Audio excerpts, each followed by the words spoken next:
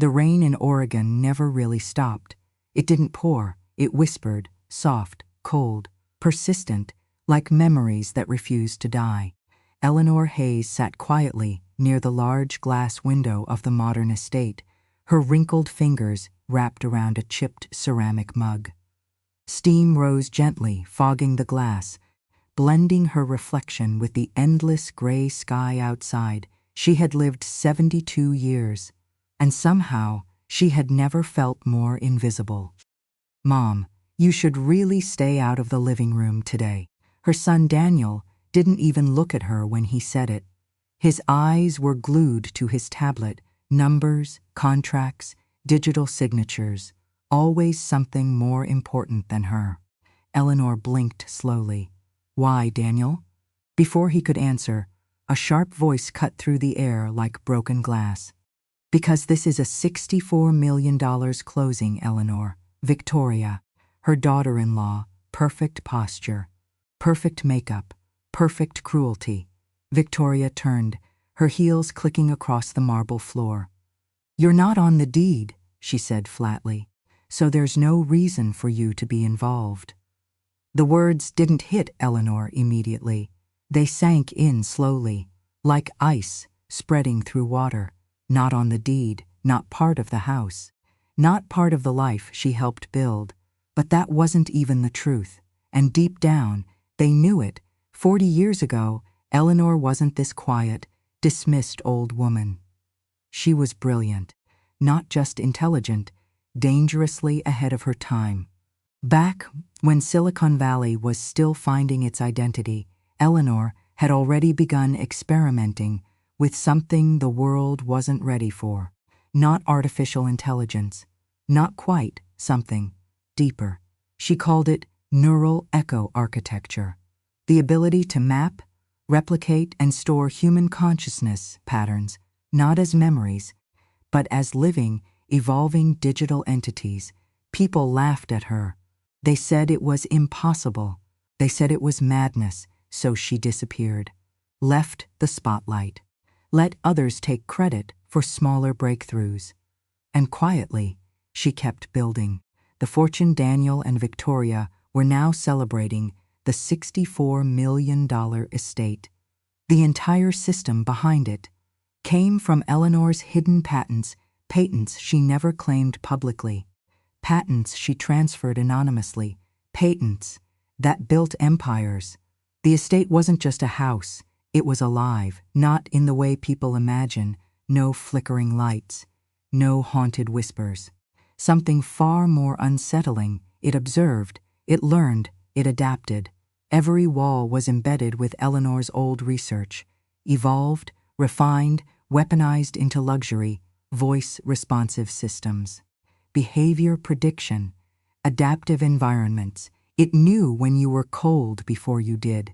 It adjusted lighting based on your mood. It even altered sound frequencies to influence emotional states. But there was one feature no one had activated because no one knew it existed: Eleanor's core protocol. People filled the house that morning: lawyers, investors, real estate agents. Everyone dressed sharply, smiling like wolves. Victoria stood proudly at the center. "This property is one of the most advanced private residences in the country," she said confidently.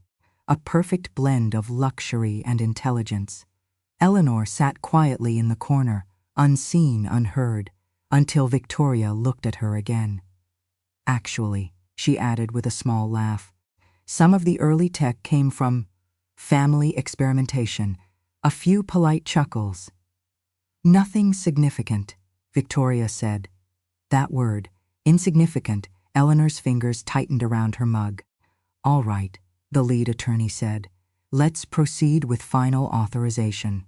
A digital panel lit up. Primary owner verification required. Victoria stepped forward. Victoria Hayes, authorized. The system paused. A soft hum filled the room. Then, authorization denied. Everyone froze. "What?" Victoria frowned.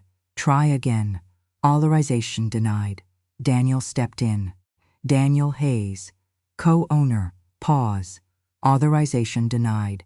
Confusion spread like wildfire. That's not possible, the attorney muttered. Then the system spoke again. Silence commeeped. Total. And then, for the first time in years, Eleanor stood up. Her movements were slow, but deliberate. Each step echoed louder than it should. Victoria scoffed.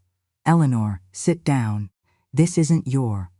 Eleanor Hayes, she said calmly. The room fell still. Primary creator. The walls responded instantly. Lights shifted. Temperature adjusted.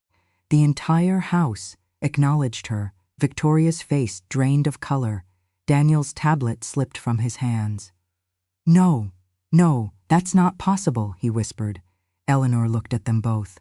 Not with anger, not with sadness, but with something far more terrifying, clarity. I built this, she said softly. You? Victoria laughed nervously. That's absurd. Eleanor tilted her head slightly. Would you like me to prove it? She didn't wait for an answer. Activate core protocol. Everything changed. The windows darkened instantly. The outside world disappeared. Doors locked. Systems shifted from passive to active. What is this? Someone shouted. Security protocol, Eleanor said calmly. No one leaves until the system finishes verification. Victoria panicked. You can't do this. This is illegal. Eleanor smiled faintly. You tried to erase me from my own creation. She paused. So I removed your access from it. Screens appeared across the walls. But they weren't showing security footage. They were showing memories, Victoria arguing, Daniel signing documents, private conversations. Africrit's lies everything. How are you doing this? Daniel whispered. Eleanor looked at him. You thought this house tracked behavior. She stepped closer. It doesn't just track behavior. Gasps filled the room. I created a system that maps who you are, not what you do. Victoria shook her head. That's impossible. No, Eleanor said quietly. It's inevitable.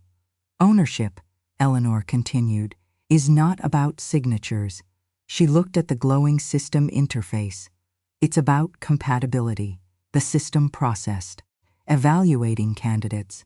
Daniel stepped forward desperately. Mom, please, we didn't mean. Compatibility score, 12%. Victoria, compatibility score, 4%. The room held its breath. Then, Eleanor Hayes, pause. The system spoke again. Primary ownership confirmed. All secondary claims revoked. Victoria collapsed into a chair. This can't be happening. Daniel stared at his mother for the first time. He saw her, not as weak, not as old, but as something else entirely. Mom, why didn't you ever tell us? Eleanor looked at him for a long moment. Because you never asked. She turned back to the system. Execute final command. Please specify. Eleanor closed her eyes briefly. When she opened them, there was no hesitation. Gasps erupted. What? Victoria screamed. You're giving it away? Eleanor shook her head. No, she smiled gently. I'm setting it free. Autonomous mode activated. The system evolved in real time, no longer bound by ownership, no longer controlled by humans, a true intelligence. Eleanor stepped toward the window as the storm outside cleared. For the first time, sunlight broke through. To build something intelligent, she whispered, you have to let it choose its own future. She turned back one last time. You wanted a house worth $64 million. A small smile formed. I built something priceless. Weeks later, the estate no longer appeared on any maps, no records, no listings, no ownership, just stories, whispers, rumors, of a house in Oregon that only appears